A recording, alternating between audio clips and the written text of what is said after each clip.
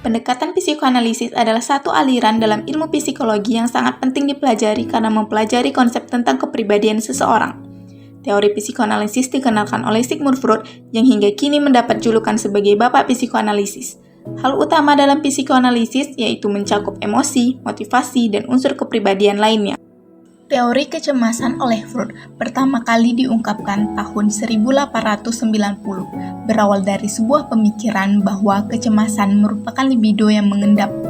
Selanjutnya, Freud setuju dengan koleganya yaitu Otto Rank bahwa asal mula kecemasan berawal dari trauma masa lahir. Beberapa kondisi peningkatan kecemasan yang berhubungan dengan penahanan pelepasan libido termasuk neurasthenia, hipokondriasis, dan kecemasan neurosis.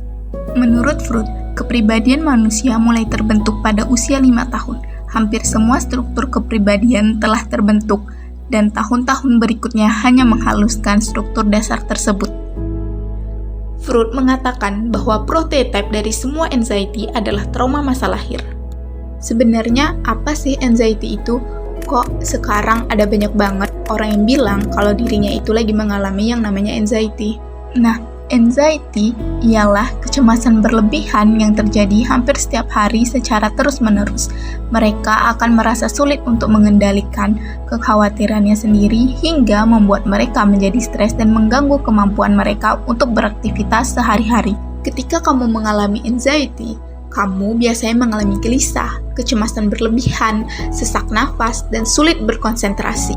Terus, kenapa sih kita itu bisa mengalami yang namanya anxiety? Nah, penyebab pasti dari gangguan kecemasan sosial belum sepenuhnya dipahami.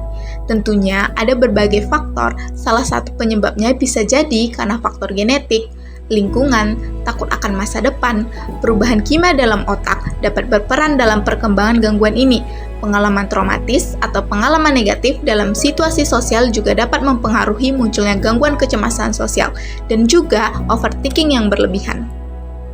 Penting untuk mencari bantuan profesional jika Anda atau seseorang yang Anda kenal mengalami gejala gangguan kecemasan sosial.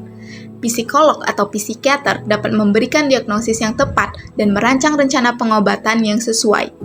Terapi ini membantu individu mengubah pola pikir negatif dan mengembangkan keterampilan sosial yang lebih baik.